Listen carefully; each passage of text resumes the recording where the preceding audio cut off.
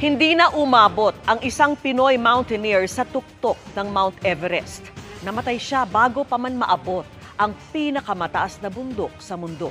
Nakatutok si Rafi Tima. Ever since I was a child, I've always had this urge of wanting to see the edge and to come back and tell my story about it. Ito ang bahagi ng mensahe ni Engineer Philip PJ Santiago bago siya tumulak patungong Nepal sa kanyang misyong akyatin ang pinakamataas na bundok sa buong mundo. Pero hindi lang pansarili ang pakay ni Engineer PJ sa kanyang pag-akyat. Pagsuporta rin ito sa kanyang advokasya para sa Clean Water Philippines at paglaban sa children's cancer. Cure children's cancer. Climbing Mount Everest is very little compared to the battles these little warriors are facing every day. And we aim to give attention and awareness to their plight and for their cause.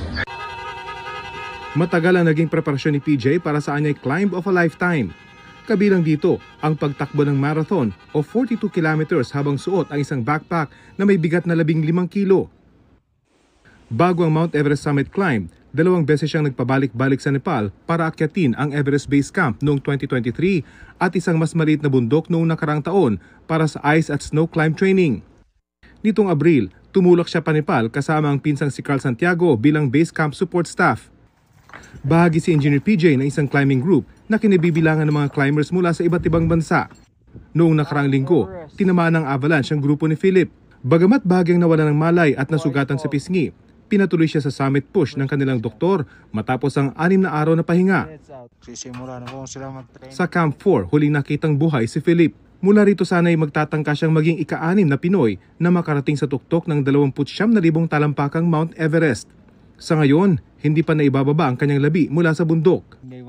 Taon-taon, may namamatay na climber sa Mount Everest at ngayong taon, si Philip ang unang non-local doon na nagbuwis ng buhay sa bundok. Family, friends, supporters and sponsors, we thank you. Together, let's do this. Para sa GMA Integrated News, Rafi Tima, nakatutok, 24 oras.